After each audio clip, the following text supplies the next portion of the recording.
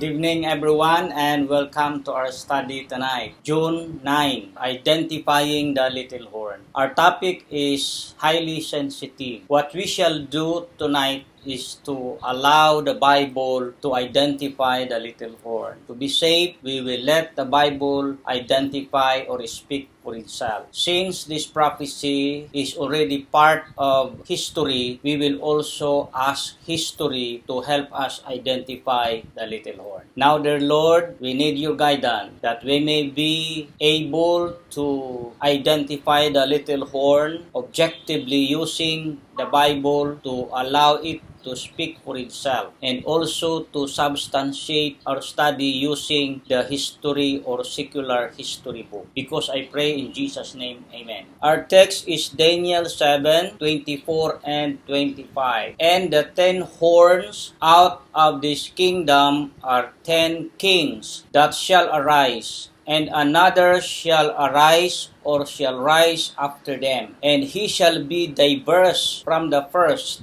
and he shall subdue 3 kings, and he shall speak great words against the Most High, and shall wear out the saints of the Most High, and think to change times and laws, and they shall be given into his hand until a time and times and the dividing of time. Our next passage is Daniel 8:9-11. And out of one of them came forth a little horn, which waxed exceeding great toward the south, toward the east, and toward the pleasant land. At my right side, you will see direction is described, going to the east, to the promised land, or to the pleasant land, the holy land, and going to the south. And it waxed great even to the host of heaven, and it cast down some of the host and of the stars to the ground, and stamped upon them. He magnified himself even to the prince of the host, and by him the daily sacrifice was taken away, and the place of his sanctuary was cast down. Our topic is identifying the little horn. So we will use now the principles that we have discussed, historicis, and then year-day principle. Here are identifying characteristics from the chapters we have read, Daniel 7 and then Daniel 8. Number 1, this little horn arose out of the fourth beast. We know the beast in Daniel chapter 7 and chapter 8. Okay, you have there the lion, the bear, and then the leopard, and then the terrible beast with 10 horns. It arose out of the fourth beast. It is among the 10 horns, and it is after the 10 horns, verse 24. Different from the other horn. Number 5, a look more stout than his fellows. Number 6, this little horn uprooted 3 kingdom. Number 7, it spoke great words against the Most High, verse 25. And then wore out or persecute the saints of the Most High, to change times and laws. And number 10, it reigned for a time, times, and the dividing of time. Okay? The question now is, who is this little horn in Daniel 7 and Daniel 8? We will use a comparative descriptions of chapter 7 and chapter 8. And this is taken from our author of the study guide. According to our authors, based from Daniel 7 and 8, the little horn of 7, Daniel 7 and Daniel 8, are both described as horn. Horn represents kingdoms. When we say kingdoms here are actually world power. Number 2, in chapter 7 and chapter 8, the little horns are both persecuting powers. These political, at the same time religious powers, have persecuted the people of God. So you have the Daniel 7, 21, 25, Daniel 8, 10, and 24. Both are self-exalting and blasphemous. Daniel 7 verse 8, 20, 25, Daniel 8, 10, 11, and 25. And number 4, both target God's people, you see. And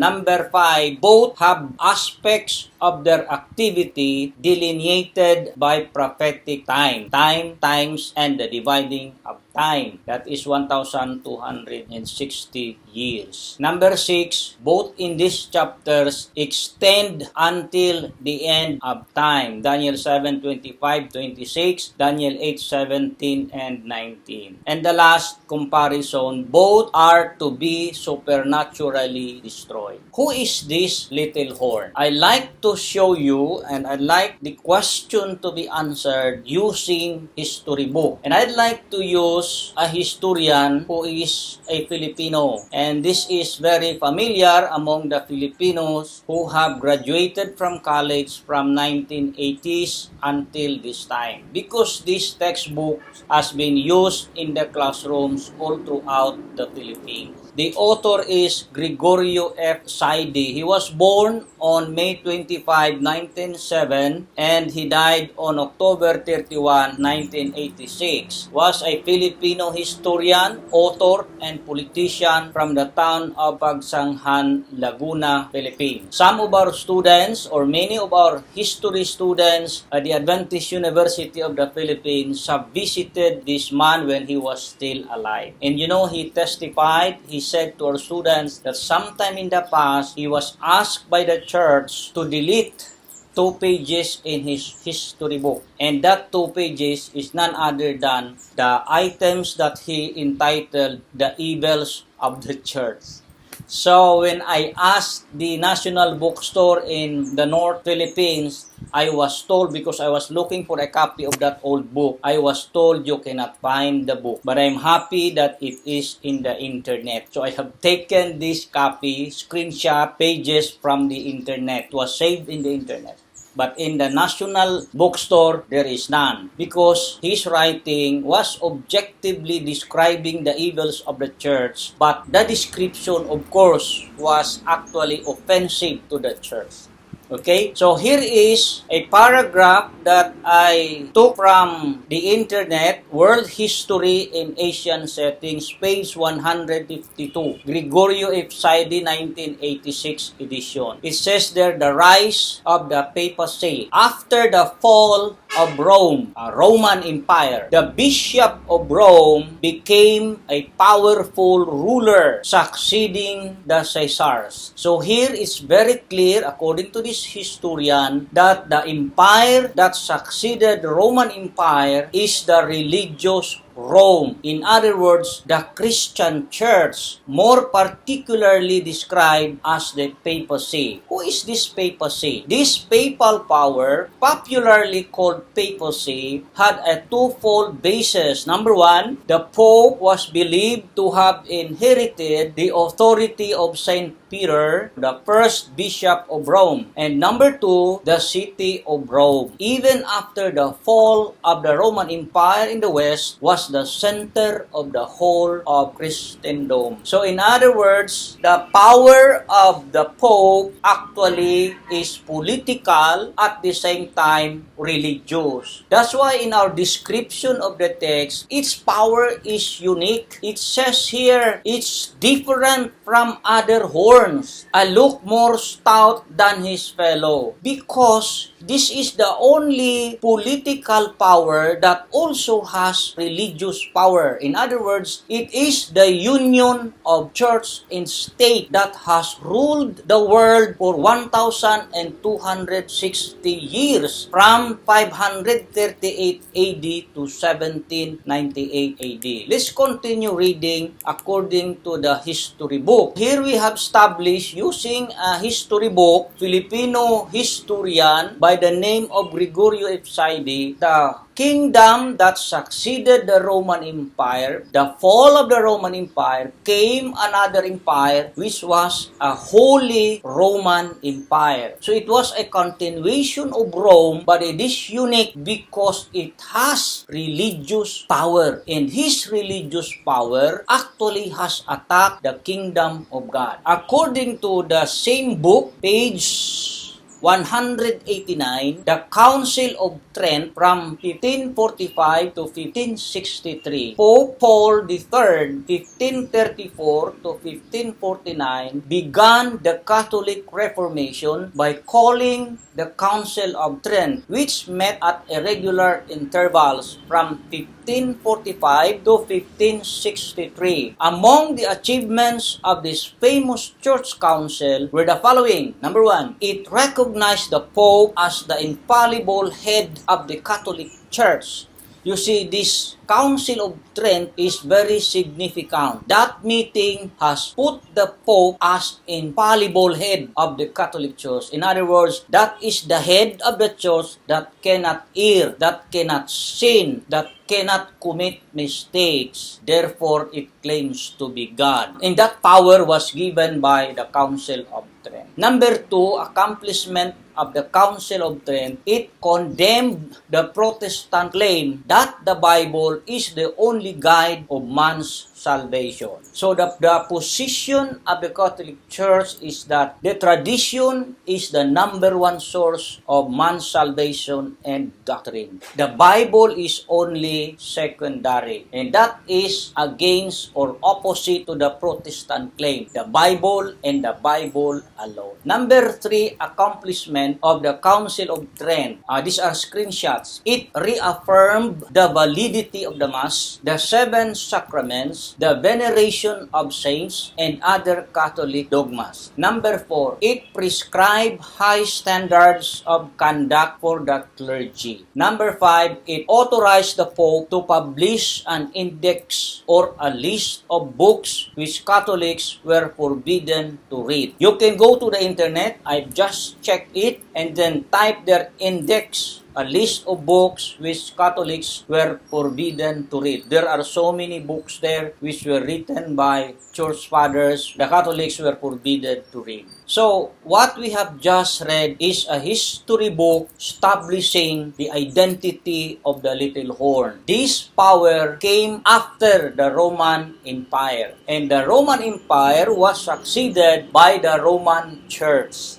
So the Christian Church became a world power for many years, 1,260 years. That is the time, times, and the dividing of time.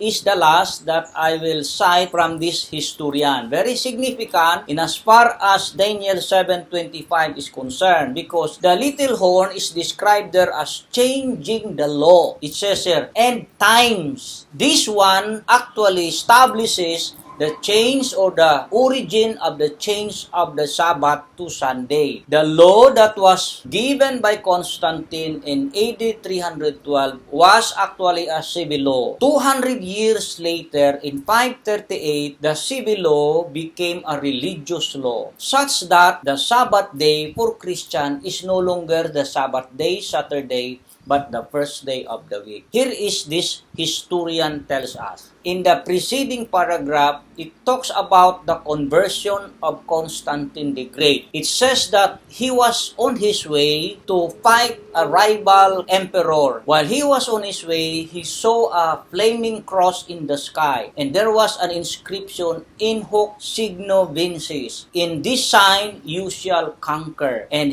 Constantine used the sign of the cross, and he won the battle. And that is the beginning of the sign of the cross, or using of the sign of the cross. So in gratitude to the sign of the cross, it says here, to express his gratitude for his victory, Constantine issued the Edict of Milan, AD 312, which granted religious toleration to Christianity. Aside from granting the freedom of worship, he gave the Christian church the right to receive donations or gifts, and proclaim Christian Sunday, Day of the Sun, as a day of rest. He encouraged his children to receive a Christian education, and shortly before his death, he had himself baptized a Christian. So very significant passage from secular history establishing exactly what Daniel 7:25 describes, that the little horn actually changed time, see, and also changed the law. Which law? The fourth commandment, from Sabbath to Sunday. Later on, the church adopted it, in 538, that becomes a religious law until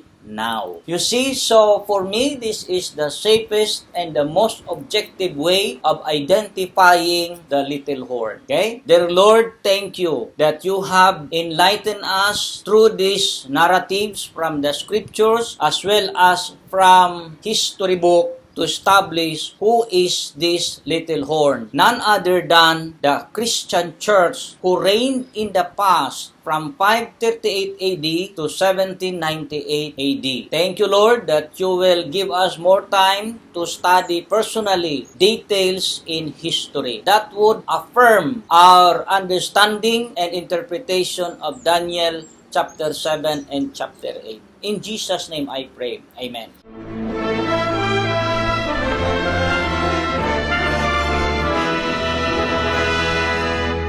Lift up the trumpet and loud.